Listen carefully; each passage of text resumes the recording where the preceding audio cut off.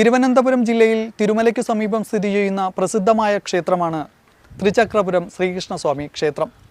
ഏകദേശം 5400 വർഷങ്ങൾ പഴക്കമുള്ള ഈ ക്ഷേത്രം വിശ്വഹിന്ദു പരീക്ഷത്ത് ദേവസ്വത്തിൻ്റെ കീഴിലാണ്. പഞ്ചപാണ്ഡവന്മാരുടെ വനവാസക്കാലത്ത് അവരിവിടെ താമസിച്ചുവെന്ന് ഐതിഹ്യം. ഈ ക്ഷേത്രത്തിൻ്റെ കൂടുതൽ വിശേഷങ്ങളിലേക്ക്.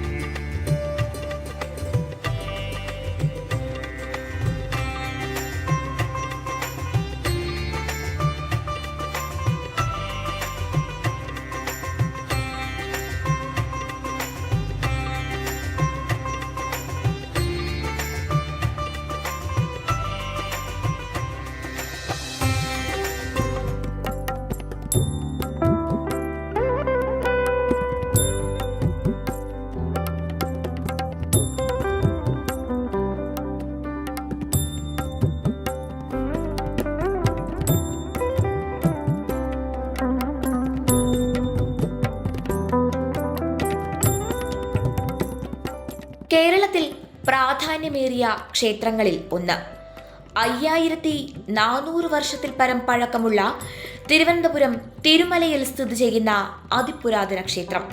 അതാണ് വിശ്വഹിന്ദു പരിഷത്ത് ദേവസ്വത്തിന് കീഴിൽ സ്ഥിതി ചെയ്യുന്ന പാറക്കോവിൽ എന്ന് പറയപ്പെടുന്ന തൃച്ചക്രപുരം ശ്രീകൃഷ്ണസ്വാമി ക്ഷേത്രം. തെക്കേ ഇന്ത്യയിലെ ശ്രീരംഗത്തും കേരളത്തിൽ തൃച്ചക്രപുരത്തും മാത്രമാണ് സ്വർഗവാതിൽ ഏകാദശി നടത്തപ്പെടുന്നത്.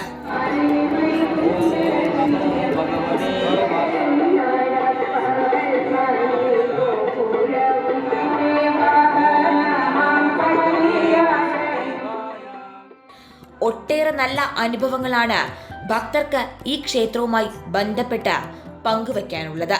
ധാരാളം ഭക്തജനങ്ങള് ഇവിടെ വന്ന് തൊഴുത് വഴിപാട് കഴിച്ച് അവർക്കെല്ലാം പൂർണ്ണമായിട്ടുള്ള ഫലം ലഭിക്കുന്നുണ്ട്. ഇവിടെ പാഞ്ചാലിയാൽ പ്രതിഷ്ഠിതമായ ഈ മഹാക്ഷേത്രത്തിൽ സ്ത്രീകൾക്കാണ് ഭയങ്കരമായിട്ടുള്ള ആ ശക്തി. അവരുടെ എല്ലാ ആഗ്രഹങ്ങളും ഇവിടെ സഫലമാകുന്നുണ്ട്. എന്ത് കാര്യം ഇവിടെ വന്ന് ഭഗവാനോട് പറഞ്ഞിട്ടുണ്ടോ, ഞാൻ എന്ത് കാര്യം പറഞ്ഞിട്ടുണ്ടോ അത് കുറച്ച് ദിവസങ്ങൾക്കകത്ത് നമുക്കത് നടന്നു കിട്ടിയിട്ടുണ്ട്. അത്ര ശക്തി സ്വരൂപനാണ് പാറേക്കോവിലെ നമ്മുടെ ഉണ്ണിക്കണ്ണൻ.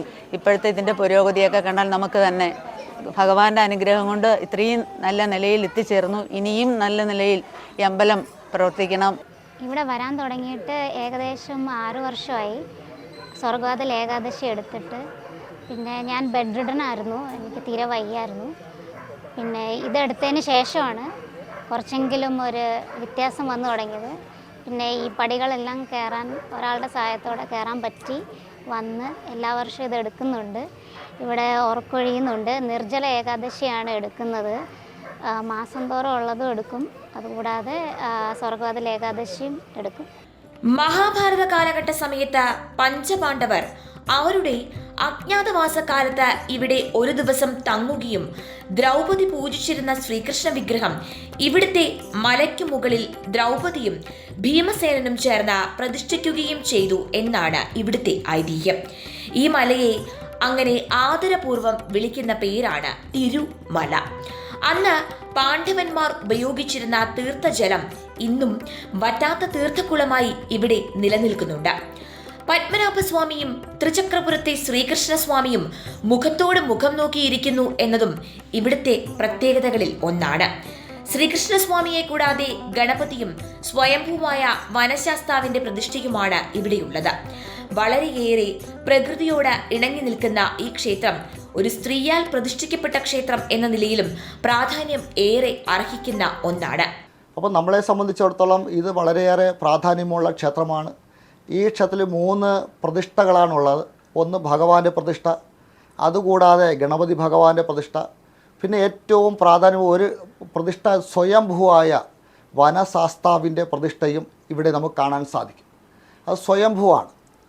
അപ്പോൾ നമ്മളെ സംബന്ധിച്ചിടത്തോളം ഈ മലയിൽ 26ഓളം പടികൾ കയറി വേണം ഈ മലയുടെ മുകളിൽ, തിരുമല എന്ന് പറയുന്ന ഈ മലയുടെ മുകളിൽ വന്നാൽ നമുക്ക് ഭഗവാന്റെ ദർശനം സാധ്യമാവുകയാണ്. അതുമാത്രമല്ല, അന്ന് പഞ്ചപാണ്ഡവർ അടുപ്പ് കൂട്ടി എന്ന് പറയുന്ന നമ്മുടെ ക്ഷേത്രത്തിൽ നിന്ന് കിഴക്ക് ഭാഗത്തോട്ട് നമ്മൾ നോക്കിക്കഴിഞ്ഞാൽ, പുറകെ ഭാഗത്ത് നമ്മുടെ തീർത്ഥസ്ഥലത്തിൻ്റെ അവിടെ നിന്ന് നമ്മൾ കിഴക്ക് ഭാഗത്ത് നോക്കിയാൽ മണിപ്പാറ എന്നാണ് അത് അറിയപ്പെടുന്നത്.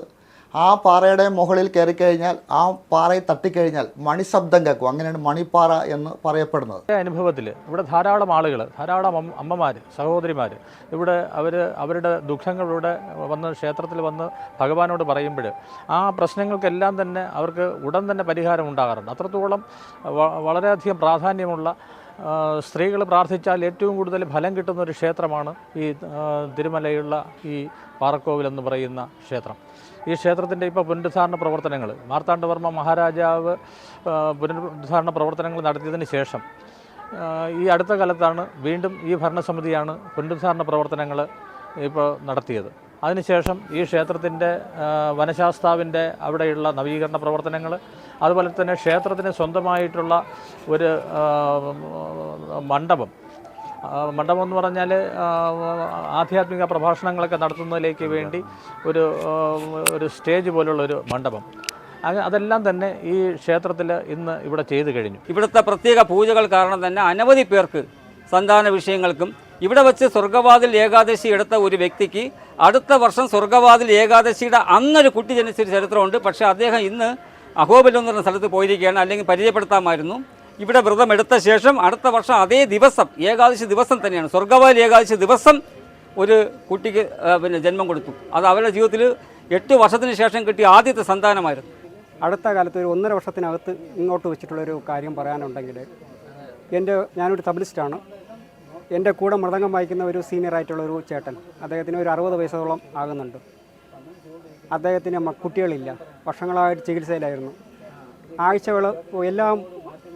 ശനിയാഴ്ച ദിവസങ്ങളിൽ ഇവിടെ ഭജന നമ്മൾ നടത്തി വരുന്നുണ്ട്.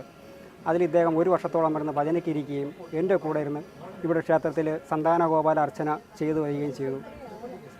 അദ്ദേഹത്തിന് ഒരു ഉണ്ണി പറന്നു. 1.5 വർഷമായതേ ഉള്ളൂ. കഴിഞ്ഞ വൃശ്ചികത്തിൽ തുടങ്ങി ഈ വൃശ്ചികത്തെ കഴിഞ്ഞപ്പോഴത്തേക്ക് 1.5 വർഷമായതേ ഉള്ളൂ. കുഞ്ഞിന് 1.5 വയസ്സാണ്. അത് എനിക്ക് എടുത്തു പറയത്തക്ക രീതിയിലുള്ള ഒരു വലിയൊരു സംഭവമാണ്. ഒട്ടേറെ നല്ല അനുഭവങ്ങളാണ് ഭക്തർക്ക് ഈ ക്ഷേത്രവുമായി ബന്ധപ്പെട്ട് പങ്കുവയ്ക്കാനുള്ളത്.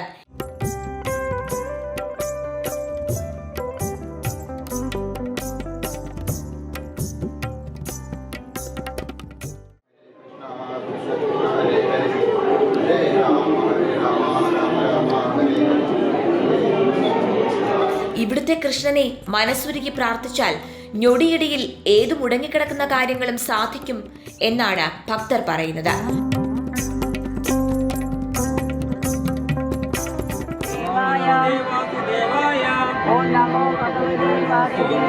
ഓം നമോ ഭഗവതേ വാസുദേവായ.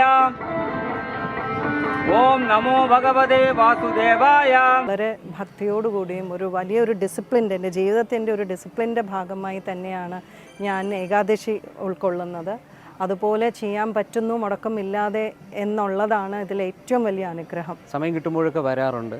ഈ അമ്പലത്തിൽ മൊത്തത്തിലുള്ള ഒരു രീതി, ആ ശാന്തതയും നഗരഹൃദയത്തിലാണെങ്കിലും ഉയരത്തിൽ പടികേറി വന്നു കഴിയുമ്പോൾ നമ്മൾ മറ്റേതോ ഒരു ലോകത്തെത്തിയ ഒരു പ്രതീതിയാണ് ഉണ്ടാകുന്നത്.